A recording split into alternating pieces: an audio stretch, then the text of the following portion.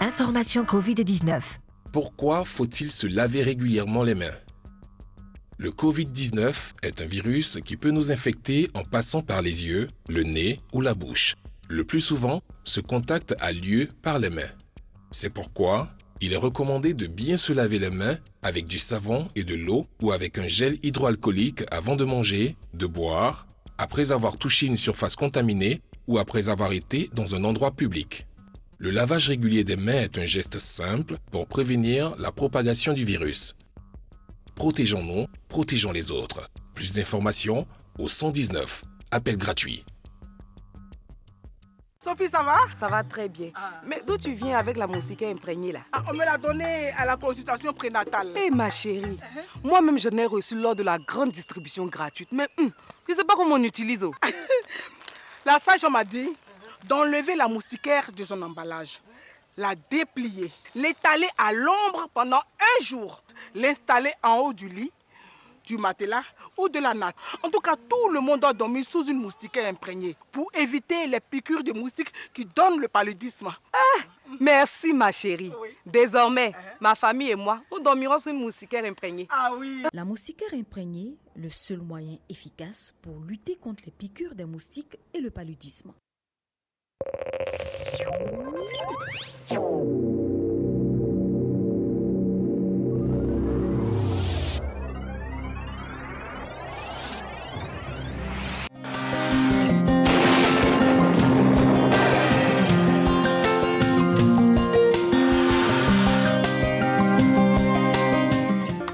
Mesdames et messieurs, bonjour. On aura en début de matinée quelques passages nuageux sur le littoral et le sud forestier qui feront vite place à un très beau soleil. L'ouest et le nord seront sous un temps généralement nuageux et le reste du pays sera sous un temps faiblement nuageux. Pour les variables de cette matinée, le mercure affichera 24 degrés à Abidjan et à Diaké, 25 degrés à Bondoukou, 24 à Boaké, 23 degrés à Deloa, 25 degrés à Dimbokro, 24 à Gagnoa, 26 degrés à Korogo, 22 degrés à Mont, 26 à Odéné, 23 degrés à San Pedro, Sassandra, 22 degrés à Tabou et enfin 23 à Yamoussoukro. L'après-midi, le soleil sera très actif et le mercure montera progressivement sur l'ensemble du pays. En milieu ou en fin de période, on aura la naissance d'orages isolés au nord, au centre et à l'ouest. Et la brise s'installera dans le sud forestier et sur le littoral, en milieu ou en fin d'après-midi, avec pour conséquence des pluies et des orages isolés. Passons aux températures, nous pourrons observer 32 degrés à Abidjan et à Diaké, 33 degrés à Bondoukou et à Boaké, 34 degrés à Daloa et à Dimbokro, 33 degrés à Gagnoa, 34 à Korogo, 31 degrés à Mont, 34 à Odéné, 31 degrés à San Pedro, Sassandra et Tabou et enfin 32 degrés à Yamoussoukro. Merci de votre fidélité à ce point météorologique et très belle journée à toutes et à tous.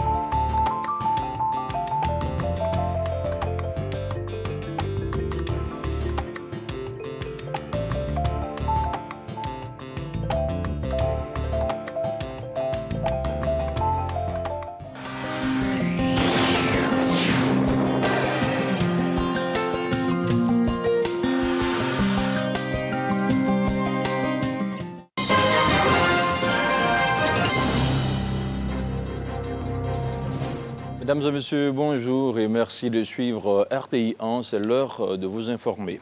Le président de la République, Alassane Ouattara, a présidé jeudi une réunion extraordinaire du Conseil national de sécurité à laquelle a pris part le comité des experts du ministère de la Santé et de l'Hygiène publique.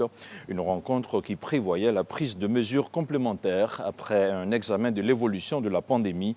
Au terme donc des échanges, le Conseil national de sécurité a décidé de la levée du couvre-feu à compter de ce vendredi 15 mai 2020. Nous écoutons le secrétaire général de la présidence de la République. Le Conseil national de sécurité a pris les décisions ci-après.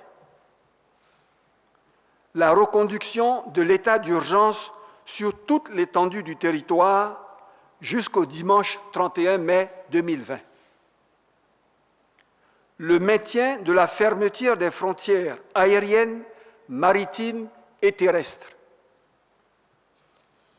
La levée du couvre-feu à compter du vendredi 15 mai 2020. La levée de la mesure de fermeture des maquis et restaurants à compter du vendredi 15 mai 2020 dans le strict respect des mesures barrières de lutte contre la Covid-19, notamment le lavage régulier des mains au savon ou avec une solution hydroalcoolique, le port du masque et la distanciation physique d'au moins 1 mètre, étant entendu que les hôtels restent ouverts. Le maintien de la fermeture des bars, boîtes de nuit, cinémas et lieux de spectacle jusqu'au dimanche 31 mai 2020. Le réaménagement des mesures de restriction de rassemblement de population, initialement plafonnées à 50 personnes, qui passent dorénavant à 200 personnes. Toutefois, au cours de ces rassemblements, les mesures barrières et de distanciation physique devront être scrupuleusement respectées. La réouverture des établissements d'enseignement préscolaire, primaire, secondaire et supérieur à compter du lundi 25 mai 2020, selon des modalités qui seront communiquées par les ministères concernés. Le maintien de l'isolement du Grand Abidjan jusqu'au dimanche 31 mai 2020, avec des contrôles de sécurité et des contrôles sanitaires au point de sortie. Et puis, suite au communiqué du Conseil national de sécurité annonçant un allègement des restrictions dans le Grand Abidjan, le comité de veille Covid-19 de la communauté musulmane annonce la reprise à compter de ce vendredi 15 mai des prières dans les mosquées dans le Grand Abidjan, selon les nouvelles mesures barrières et de rassemblement.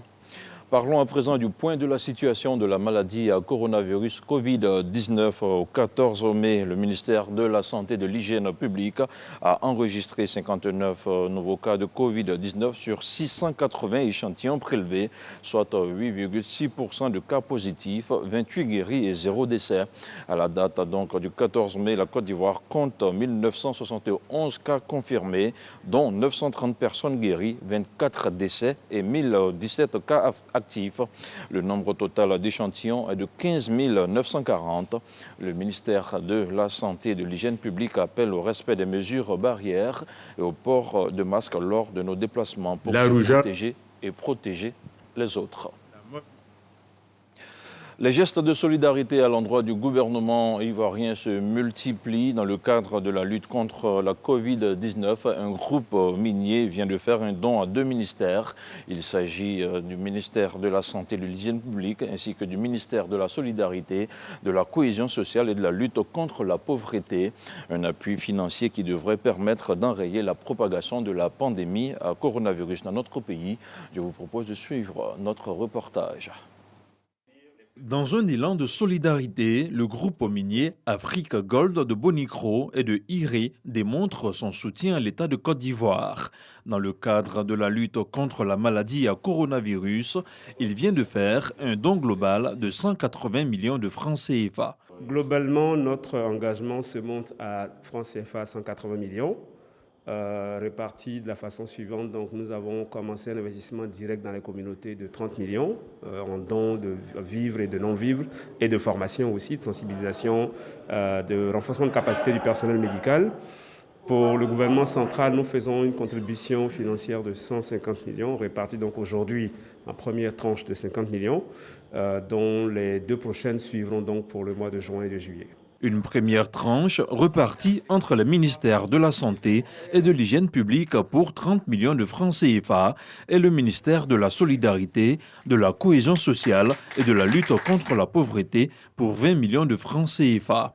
Au nom de l'ensemble des bénéficiaires de la chaîne de la solidarité, la ministre Maria Toukone a remercié le groupe Afrique Gold pour son geste de haute portée sociale.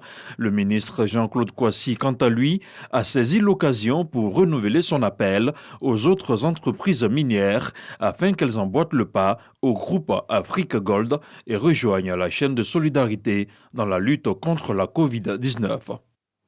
Et on termine avec cette brève. La pandémie du coronavirus va coûter plus de 200 milliards de dollars aux assureurs en 2020, ce qui en fera l'un des événements les plus coûteux de l'histoire du secteur des assurances, aux côtés de l'ouragan Katrina ou encore des attentats du 11 septembre aux États-Unis. Selon le marché de l'assurance Lloyd's of London, l'impact du coronavirus pour les assureurs sera de 203 milliards de dollars cette année. Ces pertes comprennent 107 milliards d'indemnisations et 96 milliards de moins-value sur le portefeuille d'investissement en raison de la chute des marchés financiers inquiets de la récession, une récession provoquée par la paralysie des économies. Et c'est tout pour ce 6h30. Merci à vous tous de l'avoir suivi. Je vous retrouve demain à 6h30 sur RTI 1. Merci à vous, Monsieur Abdoulaye Alix. Et puis belle journée en tout Merci. cas. À vous également. Salam à tous et bienvenue à cette émission, votre quotidienne qui se poursuit maintenant pour son dernier jour concernant cette semaine. Nous sommes donc vendredi et aujourd'hui nous avons décidé au regard de tout ce qui se passe dans l'actualité, vous le savez, les mesures prises hier par le Conseil national de sécurité font état de ce que nous sommes en train progressivement d'être déconfinés, de reprendre le cours normal des choses, quoiqu'il faudrait scrupuleusement continuer à respecter les mesures barrières. C'est la condition sine qua non pour revenir totalement à la normale. Cela dit, nous avons un programme très alléchant aujourd'hui. Le Covid-19 aura un tant soit peu détourné nos attentions des autres pandémies. Aujourd'hui, nous avons décidé de mettre la lumière sur une autre maladie qui, hélas, continue aussi de poursuivre sa marche négative avec l'anophèle qui n'a tout simplement pas décidé d'être au chômage. C'est le paludisme qui sera au cœur de nos échanges en thématique aujourd'hui avec le coordonnateur du programme national de lutte contre le paludisme. Nous ferons le point de cette maladie-là, les avancées et puis les moyens pour lutter, la petite corrélation avec cette période de Covid-19. Ce ne sera pas tout. Le monsieur Débonnaire du vendredi sera de la partie. Monsieur Syriac Gogou nous apportera les bonnes informations, surtout démêler le faux du vrai de ce qui a traîné un peu sur la toile. Ce sera bien sûr dans la chronique vrai ou faux. Un autre homme à ce programme, c'est monsieur Renaud Kobia qui viendra vous donner tout simplement l'essence des journaux ici, ça et là, lus pour vous dans l'entièreté. Sinon, nous sommes aujourd'hui le 136e jour de l'année. C'est vrai que 2020 est un peu rude, mais on va se donner du courage et la poursuivre et célébrer les personnes qui ont des noms tels que Denise aujourd'hui et ses variantes, Denisa, Denis. Et puis pour les hommes, c'est Pacom qui célèbre aujourd'hui ce jour particulier. Cela dit, on a bien libellé le conducteur, le sommaire, vous le savez, donc vous devez vous installer, quoique maintenant on vous invite à faire un peu de mouvement avec le coach Diabati.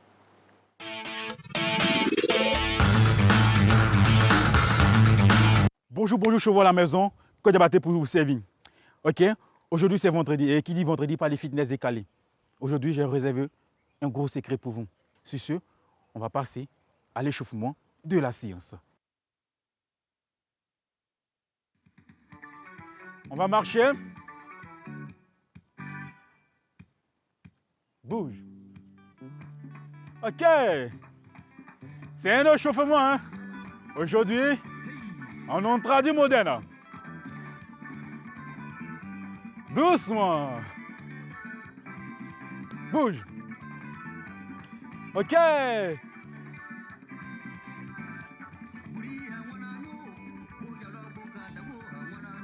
On va monter avec les mains. Là. Préparez la deltoïde. OK.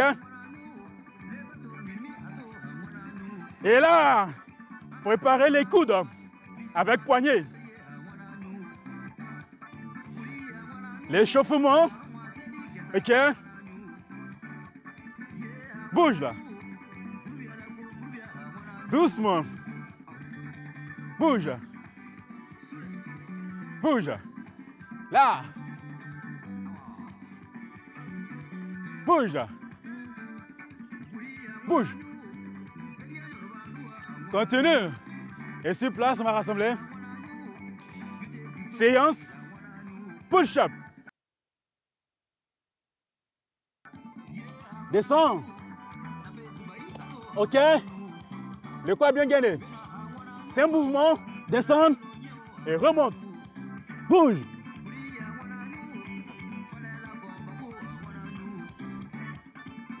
Continue. Contracte bien fessier. Continue.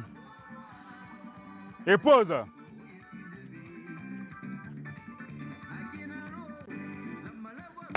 Ça peut aller? On va mettre les genoux au sol. OK, on va alterner les deux exercices. Allez, top, c'est parti.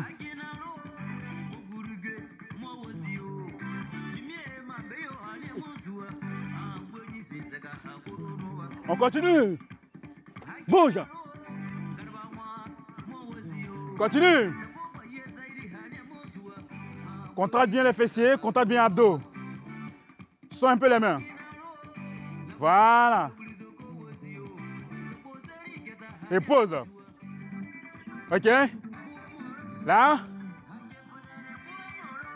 Voilà l'exercice.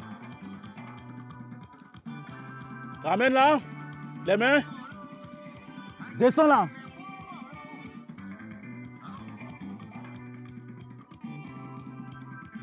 Allons.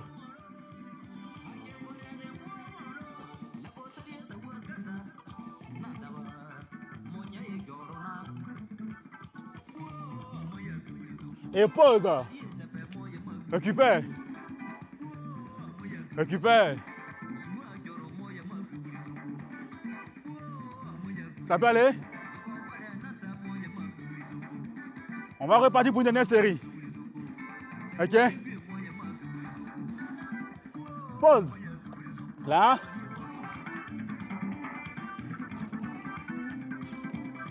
Continue. Continue. Et pause. Récupère. Récupère. Récupère. Ça fait du bien. Ça fait du plaisir. Ça donne envie de travailler avec tout ça de musique. Donc chez vous à la maison, prenez n'importe quelle musique, traditionnelle qu'elle soit, pour travailler vos exercices. OK? J'étais ravi. Merci. Sur ce, on a vendredi prochain. Au revoir. Déjà lundi, il ne faut pas brûler les étapes, cher coach. On a besoin de vous jusqu'à la fin de cette saison. Et on espère que vous aussi, vous avez pris plaisir à exécuter ces mouvements-là pour vous maintenir en forme, tout simplement. Vous avez fait travailler votre corps. L'esprit est sollicité maintenant par le truchement de M. Renaud Kobia.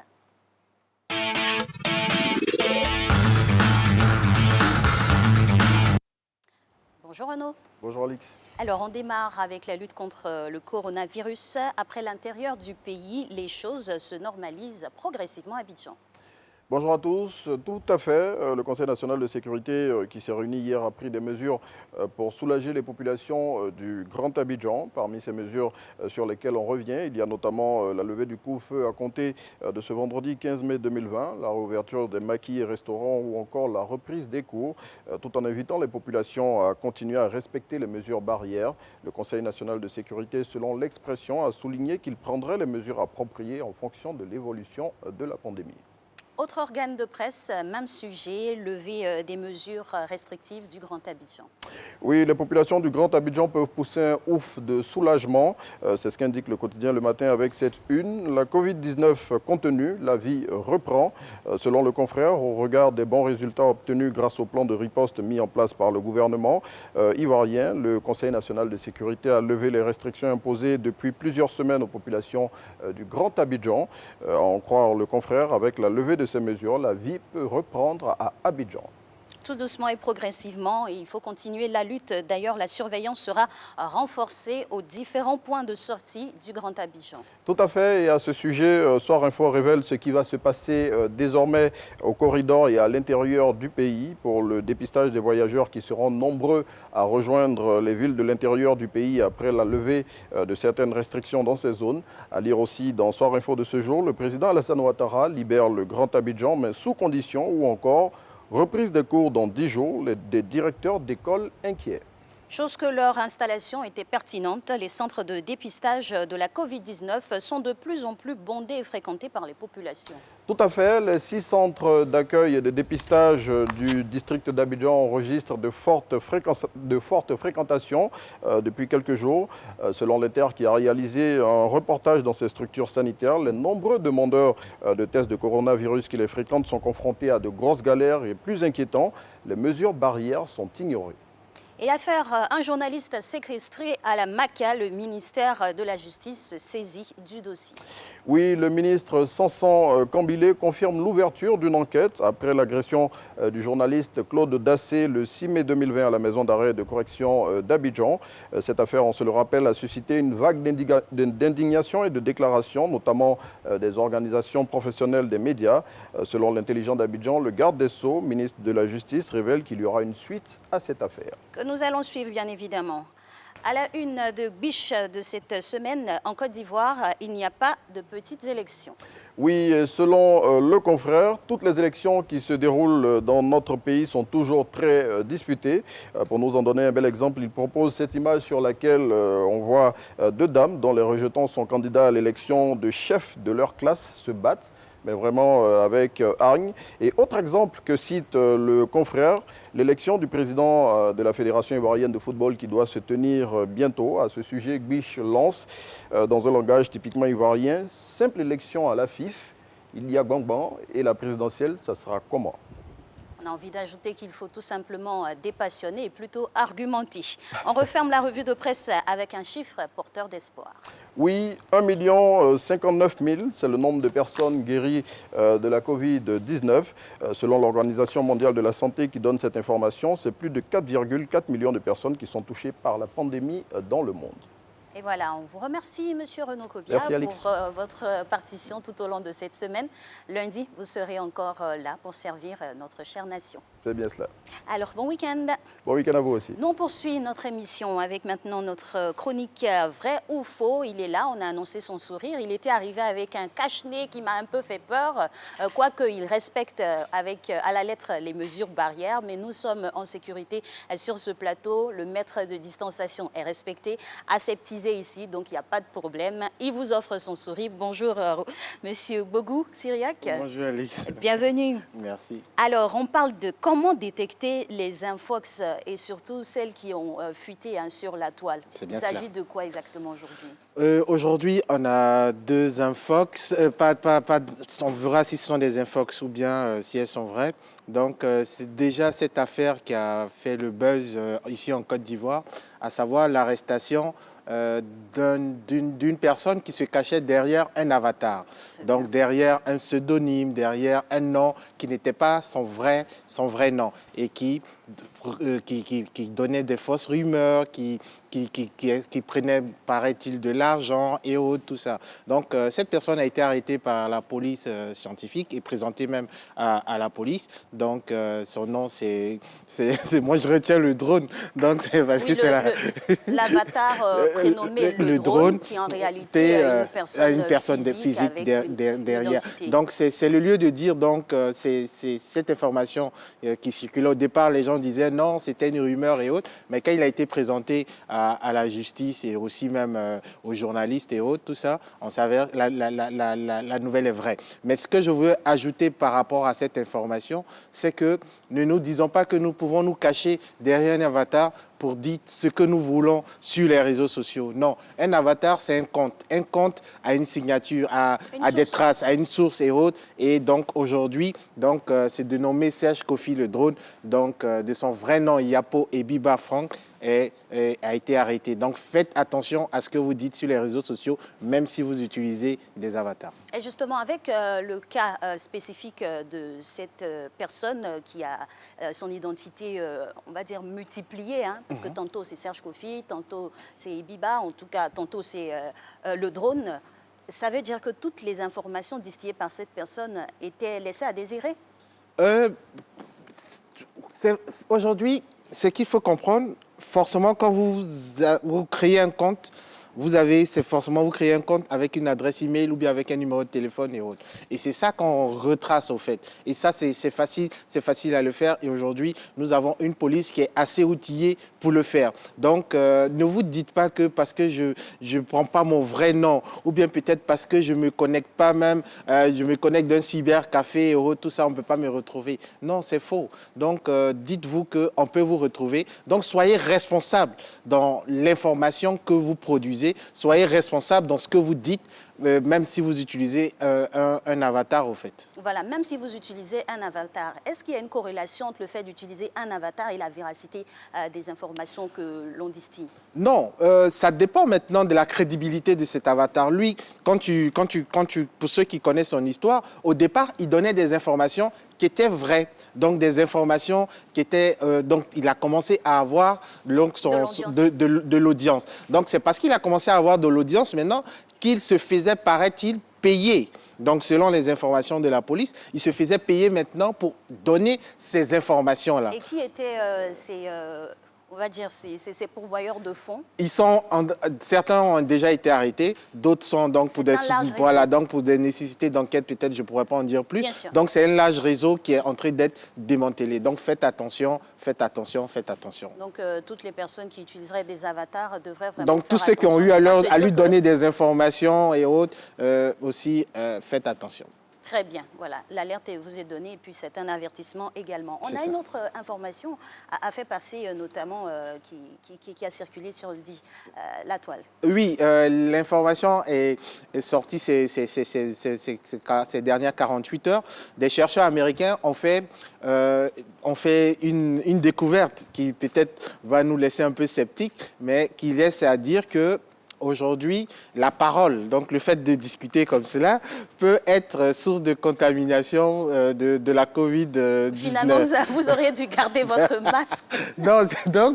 Parce que vous saviez. Selon les informations, je sais que je suis pas porteur de la maladie. Non, selon les informations qu'ils ont données, ces chercheurs-là, c'est que les rejets, donc lorsqu'on parle, il y a des rejets de salive et tout ça, donc restent dans l'air, dans l'atmosphère pendant 12 minutes. 12 minutes. Donc, je prends un cas. Supposons que nous avons quelqu'un qui est dans une place publique qui a cette maladie. Il va discuter avec des gens. Quand il va parler sans masque, bien sûr, il va laisser ces gènes-là dans sa salive et tout ça pendant 12 minutes. Si vous venez à 11 minutes 59 dans ce même périmètre-là, vous pouvez prendre cette maladie-là. Donc c'est pour cela que on ne cesserait pas de dire de porter les masques lorsque nous sommes dans les lieux publics et autres, et même dans des salles qui sont fermées. Et pourquoi pas arriver un jour comme le Japon. Au Japon, c'est une habitude. Même avant même la Covid, eux, ils portaient déjà leur masque et ils avaient toujours la masque. À la pollution également, mais bon, c'est resté dans les mœurs. Pourquoi ça ne peut pas rester dans nos mœurs aussi? Bon, l'avenir nous le dira. L'avenir nous le dira, mais en même temps, on a une autre interrogation, c'est de savoir comment communiquer du coup. Bon, on communique... Quelle voie de communication privilégiée avec toutes ces informations? Déjà garder son masque, respecter les mesures barrières, distanciation sociale, se laver les mains. Moi, je dirais même, ne même pas s'arrêter aux mains, arriver jusqu'au coude, même, parce que vu qu'on tousse dans le coude, donc on peut emmagasiner des choses. Donc, se laver, en tout cas, je pense que moi, je suis cette pandémie va nous permettre d'avoir une certaine hygiène quand on voyait que c'était un peu laissé à désirer dans certains endroits ici en Côte d'Ivoire. Je pense qu'on doit garder ces mesures-là. On l'a vu pour Ebola. Aujourd'hui, donc je pense que même avec cette maladie, on doit garder la distanciation sociale, on doit garder les gestes barrières, le port du masque et autres, même après la disparition de cette maladie sur notre territoire. Alors, Monsieur Chirac, on ne peut pas vous avoir juste au lendemain de la levée des restrictions du Grand Abidjan et ne pas savoir votre commentaire sur ce qui se passe sur la toile, bien sûr, en référence de ces décisions-là. Ce qui se passait, c'est que j'ai vu passer sur la toile et je pense qu'une personne même s'est posé une question parce que voilà sur cette polémique on n'a pas parce que ça. Voilà, non, ça n'a pas, les Ivoiriens n'ont pas, les Ivoiriens sont exceptionnels sur la toile, donc ils se disent mais bon, on ouvre tout ce qui est resto maquis, mais bar et boîte de nuit restent fermés. Donc le gars se posait la question de savoir est-ce que s'il a un bar, c'est-à-dire dans son espace, donc je prends cette salle, si dans ce même bar, dans ce même espace, il a son bar et il a son maquis, comment il fait? Oui. Donc les gens lui ont dit, bon, tu fermes la partie bar, tu ouvres le maquis, mais il dit, mais le bar et puis le maquis, c'est un peu mélangé, donc je fais comment? Bon, c'est une question qui reste comme cela, mais je pense que respectant les consignes du gouvernement, il y va de notre santé. Oui, c'est vrai, parce que tout de suite, on se dit c'est la liberté, mais le virus, il est omniprésent, il est là. Il faut faire preuve de responsabilité et notamment donner des idées ou des orientations sur comment utiliser le digital et surtout les informations à y faire passer. Oui. Aujourd'hui, on ne va jamais cesser de le dire, il y a des informations officielles, ministère de la Santé, le gouvernement, certaines structures. Connectez-vous à ces structures-là, vous aurez les bonnes informations. Comme on le dit, évitez d'écouter les faux sons. Donc, vraiment, connectez-vous. Si vous avez des doutes, posez des questions à des personnes qui sont à mesure de vous donner les bonnes informations. Parce que l'une des grandes guerres de cette pandémie, c'est lutter aussi contre les fausses informations, les fake news. Justement, il y a des plateformes adéquates pour pouvoir fact-checker et tout ça? Oui, même la RTI a une plateforme. Donc, oui, la RTI, c'est l'information. Voilà, donc la RTI déjà, donc la RTI déjà est une source d'information officielle. Il y a les pages Facebook du ministère de la Santé, il y a les pages Facebook du gouvernement et autres, sur lesquelles on peut poser des questions et y répondre. Le gros problème, ce que j'ai constaté, on n'aime pas là l'information, on voudrait que toujours l'information vienne vers nous. Donc, osons poser des questions, osons aller vers les personnes. Forcément, si tu n'as pas eu le premier interlocuteur, insiste parce que tu as besoin de l'information, tôt ou tard, la réponse va venir. Au lieu d'attendre et prendre tout ce qui est mauvaise nouvelle, et aller polluer ça dans le quartier, dans les groupes WhatsApp et autres, tout ça. C'est vrai que les mesures de restriction sont levées progressivement, notamment pour plusieurs établissements. On a les restaurants qui vont aussi ouvrir, les hôtels, ça et là. Mais comment appréhender cette ouverture-là? Il ne faut pas le faire ouvrir les bâtons comme ça tout de suite. Non. Je pense qu'il faut aller progresser. Il y a une communication aussi à apporter. La communication est de se dire, et je pense que le gouvernement en a parlé avec les tenanciers de tous c'est de respecter déjà le premier truc, c'est respecter la distanciation sociale. Une fois et après, c'est de mettre d'autres mesures barrières. Et j'invite tout un chacun à être plus responsable au fait. C'est-à-dire, vous arrivez dans un endroit, vous constatez qu'il n'y a pas ces mesures-là qui sont... Ne restez pas là-bas, même quel que soit le nom ou bien la notoriété de cet endroit-là. Il y va de votre santé. Donc, à vous, soyons des citoyens responsables. Je pense qu'une des choses que la pandémie est en train de nous montrer, c'est que chacun de nous doit être à mesure doit être vraiment responsable. Je vais dans un endroit qui ne respecte pas les consignes dictées par l'État, dictées par l'OMS, par toutes ces organisations-là, je ne vais pas parce qu'il y va de ma santé. Je veux monter dans un transport en commun. Je constate que ce transport en commun ne respecte pas le nombre limite de passagers. Je ne monte pas, même si je suis en retard, je ne monte pas parce qu'il y va de ma santé. Donc, c'est à nous aussi d'être vraiment responsables dans la lutte. Parce que c'est ensemble, ce n'est pas seulement le gouvernement qui doit lutter, ce n'est pas seulement d'autres organismes qui doivent lutter, c'est nous aussi, nous tous, nous devons nous mettre dans la danse et ensemble, nous allons vaincre, je pense, cette maladie de la Covid. C'est clair, avec ces mesures-là, le gouvernement a pesé tous les tenants et les aboutissants et c'est, pour ainsi dire, nous donner la responsabilité pour pouvoir continuer la lutte. C'est comme un parent qui dit à son enfant, je te fais confiance, mais ça ne veut pas dire que tu es autorisé à tout faire. C'est cela. Merci. Merci à vous aussi. Sur le plateau en ce vendredi qui se poursuit avec, bien sûr, la publicité maintenant.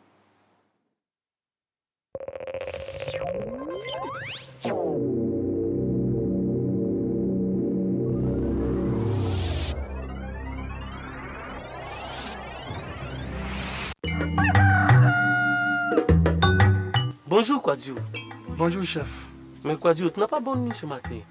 Chef, ce sont les moustiques qui nous empêchent de dormir. Mais mon ami Kouadio, ta maison est entourée d'herbes.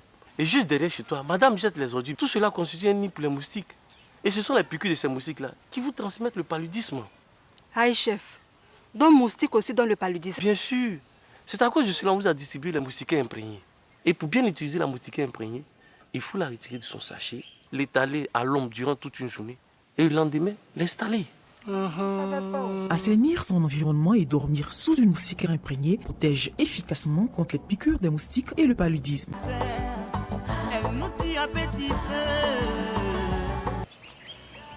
Bonjour frères et sœurs. Autant la censure, réalisateur audiovisuel.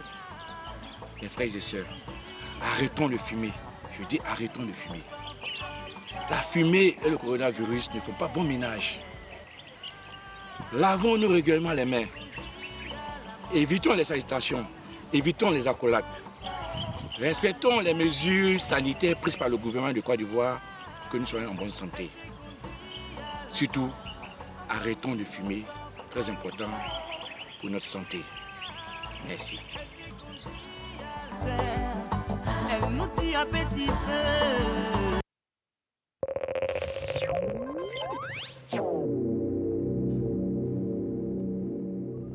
Voilà, après cette courte plage de publicité très utile et très pertinente pour la suite du programme, on a pu constater la lutte contre le tabagisme, la lutte contre le paludisme aujourd'hui qui retient notre attention pour la thématique à aborder aujourd'hui en compagnie du docteur Tanomea, directeur coordonnateur du programme national de lutte contre le paludisme. Bonjour docteur, bienvenue. Bonjour madame, merci. Alors, on sait que le coronavirus a cristallisé la plupart des attentions, mais ça n'a pas été forcément le cas dans votre organisme, car le paludisme reste toujours d'actualité et continue sa marche négative. Alors, on fait le bilan du paludisme en 2019. Déjà savoir, l'état de lieu, c'est quoi?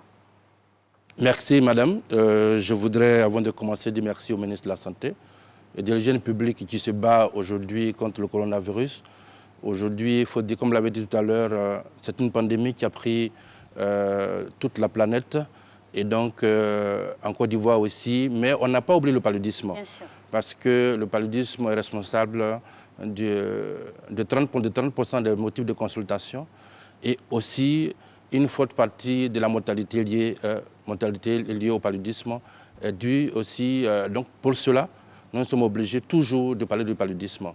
Et donc, comme les deux signes, les deux maladies se ressemblent à moitié des signes, donc on est obligé de parler du paludisme pour faire au moins le distinguo entre les deux maladies. C'est vrai que les deux maladies sévissent et il ne faut pas faire l'amalgame sur les signes pour pouvoir bien traiter l'une et l'autre. On part pour le jingle qui ne veut pas se faire attendre avec Jacques Bon.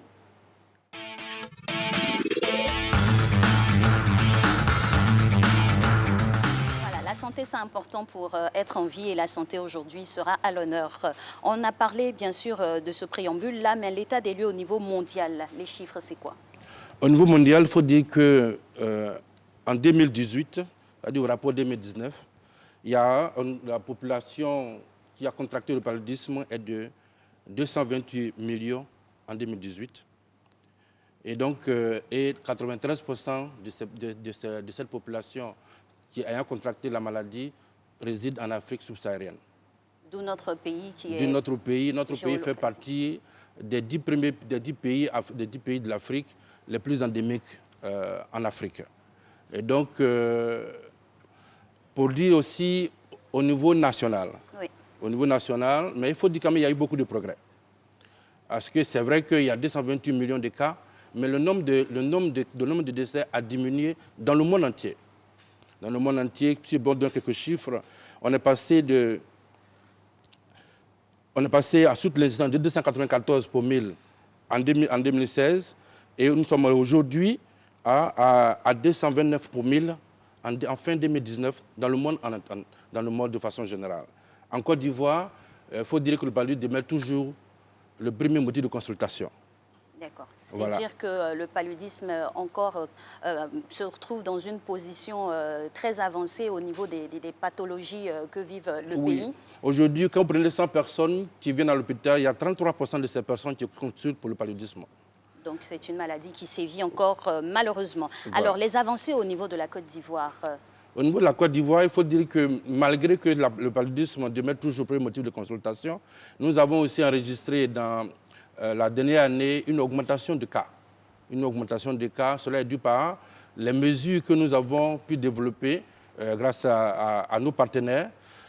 Nous sommes passés du secteur privé à la communauté et aussi dans le public. Donc aujourd'hui, là où se trouve un enfant, dans un village situé à plus de 5 km d'un centre de santé, cet enfant est pris en charge pour la diarrhée, la pneumonie et le paludisme. Donc, ça nous a permis d'avoir vraiment de bons résultats. Et quand je vais parler aussi, on parlait tout à l'heure de moustiquaires, il faut dire que le taux d'utilisation des moustiquaires a beaucoup augmenté. On était à 50% en 2016. Aujourd'hui, après l'enquête que nous avons eue, après la grande campagne, nous sommes passés à 63%. C'est vrai qu'on atteint 80%, mais on était à 40% en 2012. On est passé de 2012 aujourd'hui, il y a une bonne évolution. Mais on souhaite que vraiment toute la population utilise vraiment la moustiquaire. Et il faut dire aussi le nombre de cas de décès a beaucoup régressé. On est passé de 3222 en 2016 à 1640 en 2019. Donc il y a près de 1800 personnes qui sont sauvées de plus que ce qu'on a pu sauver avant. Mais pour dire qu'il y a une bonne avancée. Et la Côte d'Ivoire, au niveau des pays pourvoyeurs des cas de décès, la Côte d'Ivoire est le 14e pays sur les 15 pays. C'est-à-dire quoi? C'est-à-dire si on classe du 1er au 15e, on est en fin de peloton, c'est une bonne position. Très bientôt, on sortira d'être parmi les 15 premiers pays les plus pourvoyeurs. Et cela passe bien sûr par une stratégie accrue et efficace de la lutte. Oui. Quel est le plan qui est mis en place? Le plan qui est mis en place, nous avons aussi revu ce plan. Et puis nous avons fait un nouveau plan stratégique qui est le quatrième plan stratégique de 4e génération. Ce plan nous permet de passer à échelle des interventions. Notre objectif, c'est de faire de telle sorte qu'aujourd'hui, en Côte d'Ivoire, une personne qui souffre du paludisme ne soit pas prise en charge. Il faut que toute personne qui souffre du paludisme soit prise en charge, même cette personne se trouve... Il y a une couverture totale concernant le paludisme. Même si vous êtes au campement, si vous êtes au village, vous êtes en ville, il faut que vous soyez pris en charge. Et donc, déjà, nous voulons passer à l'échelle de l'activité communautaire. Aujourd'hui, nous sommes dans 75 districts. Et donc, nous allons passer maintenant dans tous les districts de Côte d'Ivoire, dans les villages qui sont situés à plus de 5 km d'un centre de santé. De telle sorte que les AEC puissent prendre en charge les enfants de moins de 5 ans. Parce que c'est cette population qui est la plus vulnérable. Donc, ceux qui sont situés à plus de 5 km d'un centre de santé, nous allons rapprocher le service de prévention et de prise en charge de ces populations. Bien sûr, nous allons aussi continuer la distribution de moustiquaires, comme on le fait. Donc, il faut qu'on arrive à faire la couverture universelle. Il faut que au moins 80-90% de la population bénéficie de la moustiquaire et 80% aussi l'utilisent. Aujourd'hui, nous sommes à un taux de 63%. Il faut que d'ici 2021, quand nous allons faire la campagne, après la campagne, il faut que 80% de la population puisse utiliser la moustiquaire. Et aussi, tout à l'heure, j'écoutais celui qui est passé tout à l'heure, la lutte se fait pour éliminer le paludisme, on doit passer par un changement de comportement. Et donc, il faut bien que la population arrive à changer de comportement, à dormir sur la moustiquaire, à rendre son environnement propre. Et ça fait partie aussi des stratégies que nous utilisons aujourd'hui. Donc, l'assainissement du cadre de vie. Il faut que, parce que très souvent, j'ai l'habitude de dire, les gens sautent les flaques d'eau devant leur maison pour rentrer dans leur maison. Oui. Or, c'est cette flaque d'eau qu'on a sautée qui est le lieu qui est le nid. Qui est le nid de lieu où se reproduisent les moustiques. Et donc, on peut être dans une bonne maison, mais on va contracter le paludisme. Donc, en dehors de ça, c'est aussi développer de nouvelles stratégies, comme on appelle la pulvérisation intradomiciliaire. On ne le faisait pas avant, mais maintenant, la prévision intradomiciliaire a effet remanent. C'est-à-dire qu'on prend le produit, l'insecticide, et on pulvérise l'intérieur des maisons. Et cela, ça protège les populations entre 5 et 6 mois. Justement, ça m'intéresse vraiment cette manière d'opérer là pour la lutte. Il n'est pas rare de voir des campagnes d'information pour annoncer ce genre de pulvérisation là, mais qui sont des fois aussi détournés par des personnes mal intentionnées. Alors, comment démêler le faux du vrai et comment s'orienter vers les bonnes personnes? Est-ce qu'il y a un macaron, il y a des personnes qui arrivent comment identifier que ce sont vraiment des personnes qui viennent du programme? Nous serons sur le plateau. Quand nous allons, on va demander à l'AET de nous recevoir sur le plateau pour annoncer la campagne. Ce type de campagne, toutes les campagnes sont annoncées. La campagne qui va se faire pour la pulvérisation intradomiciliaire va se faire en août de cette année, et ça va se faire à Nassien et à Sakasso. Donc, ça sera bien ciblé pour la pulvérisation intradomiciliaire. La grande campagne de distribution de moustiquaires aussi sera annoncée et officiellement. Et ces personnes-là auront des macarons avec des t-shirts et auront un document qui leur permet de pouvoir rentrer dans la maison. Parce que le problème que nous avons aussi à Abidjan, tout le monde, la population est apeurée et donc elle n'a pas envie de recevoir les personnes qui viennent pour soit faire le dénombrement, soit leur faire... Des fois, elles reçoivent des personnes mal intentionnées. Voilà. Et donc, ça dit qu'on fera de telle sorte que ces populations soient mieux distinguées. Les ASC seront distingués pour faire la distribution des moustiquaires et aussi dans les pulvérisations intradomiciliaires. Vraiment, ça va se faire pour le moment à Nassien et Sakassou. Et cette population sera informée sur la population, les personnes qui vont venir faire cette activité. Alors, monsieur le directeur, vous nous avez parlé de lutte de proximité et surtout très décentralisée, hein, notamment au niveau rural. Quel est le bilan que vous pouvez faire des différentes actions que vous avez menées au sein des communautés? Il faut dire que le rapprochement des services de prévention et de prise en charge des populations nous a permis de réduire la mortalité liée au paludisme. Ça, c'est ça qui... Et puis, ça nous a permis aussi de réduire aussi, dans cela s'entend, la réduction aussi de cas de paludisme grave. Parce que si on ne va pas vers ces populations arrivent à l'hôpital déjà avec un paludisme déjà très avancé. Mais ce rapprochement-là nous a permis de réduire le nombre de cas de paludisme grave et le nombre de cas de décès liés au paludisme. Alors, on parlait à l'entame de votre arrivée sur le plateau des signes qui sont très similaires à ceux qu'on pourrait constater chez le coronavirus. Pour démêler en tout cas les choses, nous avons essayé avec M. Emmanuel Bonzo de vous poser la question de savoir votre regard que vous portez sur le paludisme en cette période de Covid-19.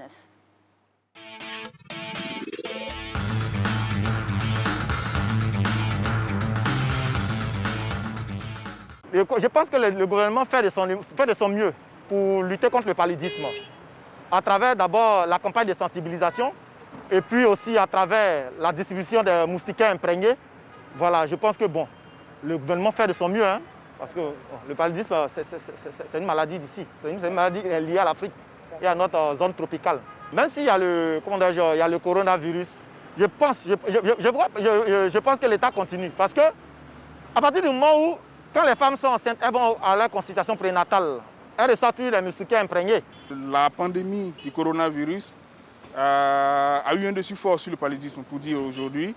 Donc, beaucoup d'efforts sont menés, mais dans le cadre du coronavirus. D'abord, les gestes barrières en ce qui concerne le coronavirus. Le respect de ces gestes barrières, déjà, ça contribue d'une manière à lutter aussi contre le paludisme. Ouais. Il faut le dire, parce que assainir notre environnement dans le coronavirus, il est demandé, c'est vrai, de rester chez soi, mais en même temps, il faut assainir son environnement, il faut garder les mains propres, il faut se laver régulièrement les mains. Et donc, c'est des conditions d'hygiène que chacun adopte.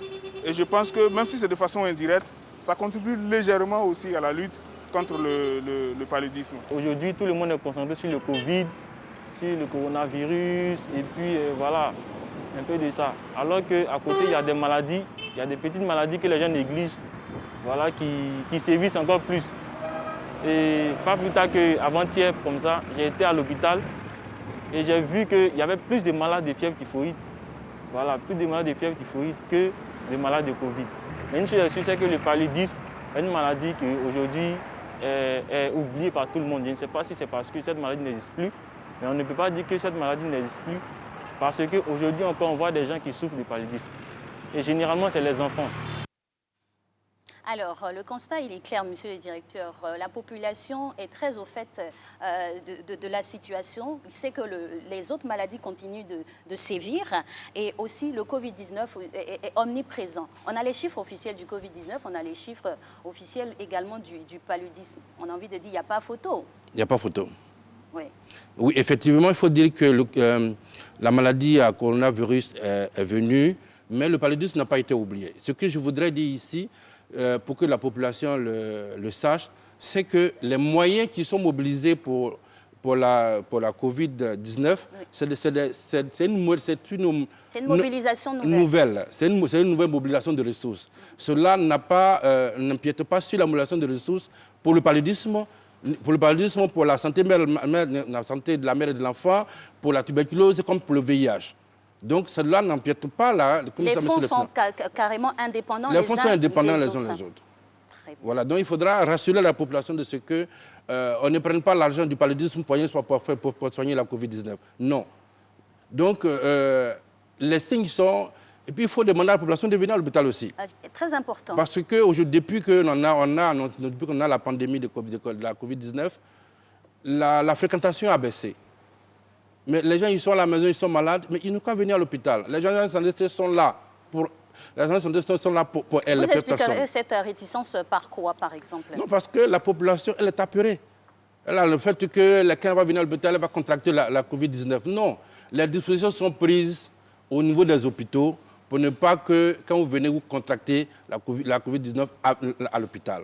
Donc, venez à l'hôpital, les gens de santé sont là. Donc, dans le cas du paludisme, il faut dire que nous sommes toujours prêts à soigner les personnes. Parce que le premier signe du paludisme, c'est la fièvre. Donc, devant tout cas de fièvre, venez à l'hôpital d'abord. Venez à l'hôpital, on va vous faire le test de diagnostic, soit par un TDR, soit par une goutte épaisse. On regarde si c'est le cas que vous avez le paludisme, ensuite on vous donne un traitement de paludisme.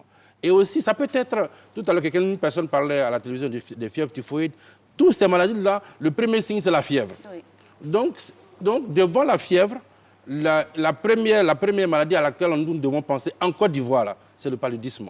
Même si aujourd'hui, nous sommes en pandémie de Covid-19. Et pour surenchérir, il ne faut pas oublier également qu'une personne peut être atteinte de paludisme et de Covid-19, c'est possible. Oui, c'est possible parce qu'une personne peut contracter, peut venir à l'hôpital, on fait la goutte épaisse. La goutte épaisse, elle est positive. La personne peut, donc on dit que la seule personne a le paludisme. Mais en dehors de ça, la personne peut contracter aussi, la Covid-19. Mais il faut venir à l'hôpital, il ne faut pas rester à la maison. Justement, quand on arrive à l'hôpital, quelle est la prise en charge pour le paludisme? Lorsque vous arrivez à l'hôpital pour le paludisme, en général, les personnes viennent consulter pour les cas de fièvre. Quand vous venez pour cas de fièvre, vous allez recevoir soit un infirmier ou bien sage-femme ou bien le médecin. Et il va vous demander un examen qu'on appelle le TDR, le test de diagnostic rapide. Soit on le fait rapidement, soit par l'infirmier ou la sage-femme, ou on vous demande aussi une goutte épaisse. Là, on fait l'examen au laboratoire. Donc, à la suite de ce résultat, vous avez le résultat pour dire soit vous avez le paludisme ou bien vous n'avez pas le paludisme. Parce que pour le paludisme, pour qu'on dise que vous avez le paludisme, il faut confirmer d'abord. Devant toute fièvre, il faut confirmer que vous avez le paludisme par ces deux examens, soit un TDR, soit une goutte épaisse. Et lorsque c'est confirmé, à l'hôpital public, il dit que le traitement est gratuit. Je n'ai pas dit la consultation, j'ai dit le traitement du paludisme est gratuit. Donc les prescriptions de médicaments? Oui, il a dit le TDR, le diagnostic aussi est gratuit. Le diagnostic du paludisme est gratuit, le traitement est gratuit à l'hôpital public. Voilà. Mais je n'ai pas dit à l'hôpital privé. Bien sûr, dès lors qu'on s'oriente vers un établissement public, on a très souvent, la population fait l'amalgame. Je n'ai pas dit quand vous venez à l'hôpital, toute la consultation est gratuite. Non. Lorsque vous arrivez à l'hôpital, si vous avez payé vos consultations, mais quand vous arrivez devant le médecin, si vous avez une fièvre, pour faire le diagnostic du paludisme, là, c'est gratuit. Si c'est confirmé, le médicament qu'on vous donne, c'est gratuit. D'accord. Donc le circuit de la gratuité se situe au niveau du diagnostic, et du traitement. Et non pas à l'arrivée en consultation. Non, pas à la consultation. D'accord. Là, on n'a pas ce pouvoir. Le gouvernement n'a pas... Quoi qu'on tendrait à l'avoir, ce serait bien pour les populations. Voilà, le gouvernement nous a pas donné ce pouvoir de rendre gratuit la consultation pour les cas de paludisme. Mais ce que le gouvernement a fait, le gouvernement a rendu gratuit le diagnostic et le traitement. C'est ça qui coûtait cher, effectivement. Ce n'est pas la consultation. C'est les deux, le diagnostic et le traitement coûtaient cher. Le gouvernement a pris cette décision pour permettre à toute la population de Côte d'Ivoire de bénéficier gratuitement de ce traitement. Alors, monsieur le directeur, il y a une frange de la population qui, malheureusement, se retrouve en situation de stress avancé dans cette période de coronavirus. Ce sont les femmes enceintes qui sont aussi très exposées au paludisme. Quel est le point à ce niveau-là sur la prévalence des femmes enceintes? Est-ce que ça a diminué le taux de fréquentation? Oui, j'en ai fait le point la dernière fois avec le programme Mère-Enfant. Oui. Comme j'ai dit, c'est toute la population qui est apeurée. Même les femmes enceintes aussi ne veulent pas venir consulter. Mais nous demandons, je profite en même temps pour demander à toutes les femmes enceintes, à toute la population de Côte d'Ivoire, de venir à l'hôpital lorsque nous sommes pour faire ces consultations prénatales. Ça y va pour la santé de la femme enceinte et de l'enfant.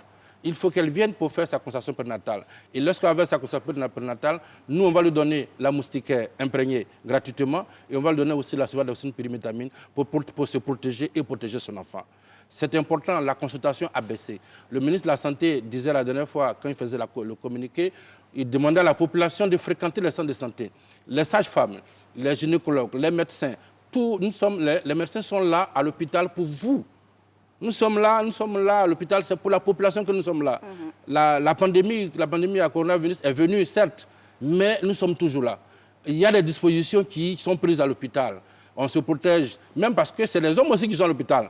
Si ces personnes-là ne se protègent pas, elles aussi vont contracter la Covid-19.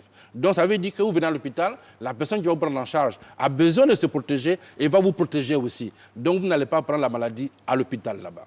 Donc venez à l'hôpital, venez consulter, venez voir vos sages-femmes, allez-y voir vos gynécos quand vous êtes enceinte. N'attendez pas, parce que l'évolution de la grossesse a besoin d'être accompagnée jusqu'à l'accouchement. Alors, docteur, petit rétropédalage sur le choix des deux villes que vous avez mentionnées en termes de projection dans votre action. Pourquoi Sakassou et l'autre ville? Sakassou et Nation, oui. Quand nous avons fait le bilan des années antérieures, aujourd'hui encore on vient de faire le point, c'est les deux villes, Sakassou et Nation, qui sont les zones les plus endémiques du paludisme en Côte d'Ivoire. Et c'est dû à quoi spécifiquement? Nous avons essayé d'aller dans ces zones pour voir. Ces zones-là, nous avons beaucoup plus d'activités d'agriculture, surtout la riziculture. La riziculture. Et puis aussi, nous avons beaucoup de marécages et tout ça. Et donc, mais ce sont ces deux villes-là dans lesquelles nous avons trouvé vraiment. Et on a commencé à travailler avec ces populations. Depuis l'année dernière, nous sommes allés là-bas pour faire la démoustication à Sakassou. Cette année, nous allons reprendre à Sakassou et puis à Nation. Donc c'est pour ça qu'on a choisi ces deux villes-là pour commencer la démoustication et pour commencer la pulvérisation centrale domiciliaire. Parce que on veut vraiment baisser le nombre de cas de paludisme là-bas. D'accord. Tous les indicateurs de la lutte ramènent principalement à l'hygiène, finalement. Oui, il y a l'hygiène, c'est vrai, il y a l'hygiène. Et puis, il y a, en dehors de l'hygiène, il y a le comportement de tous les jours. D'accord. Parce que dormir sur une moustiquaire, il faut accepter. Venir à l'hôpital aussi, il faut accepter. Il faut venir à l'hôpital quand on est enceinte. Il faut venir à l'hôpital quand on est enceinte et quand on porte une grossesse. Faire la consultation prénatale. À la consultation prénatale, on va vous donner gratuitement la moustiquaire. Et on va vous donner aussi la sulfadoxine pyrimétamine. Donc, comme la base de l'hygiène aussi, c'est l'assainissement du milieu. Parce que si notre environnement est propre, j'ai l'habitude de dire que le paludisme recule avec le développement. Si on a un environnement propre, il n'y a pas de flaque d'eau, il n'y a rien du tout dans notre environnement. Il n'y a pas de raison que les moustiques vont se développer dans notre zone. Donc il faut rendre propre notre environnement. Donc c'est pour ça que nous demandons que les collectivités locales fassent le curage des caniveaux, la collectivité locale, le ministère de la Construction, le ministère de l'Agriculture, que toutes ces personnes-là, tous ces ministères-là qu'on travaille ensemble pour arriver vraiment à bout du paludisme. Et finalement, que les personnes aussi prennent leurs responsabilités pour assainir leur cadre de vie, pour s'assurer d'une santé efficiente, efficace et toujours au beau fixe. Merci infiniment, monsieur le directeur. Merci, madame. De passer sur notre plateau pour ce point-là qui aura en tout cas donné des informations pertinentes sur le paludisme. Il faut continuer de fréquenter les centres de santé quand nous sommes malades. C'est vrai que le Covid est là, mais les autres maladies aussi peuvent tuer et continuent de tuer. Faites attention à vous, respectons scrupuleusement les mesures de lutte contre le coronavirus. C'est vrai qu'il y a un déconfinement, mais cela ne veut pas dire que nous devons tous sortir. On sort quand c'est nécessaire. Bon week-end.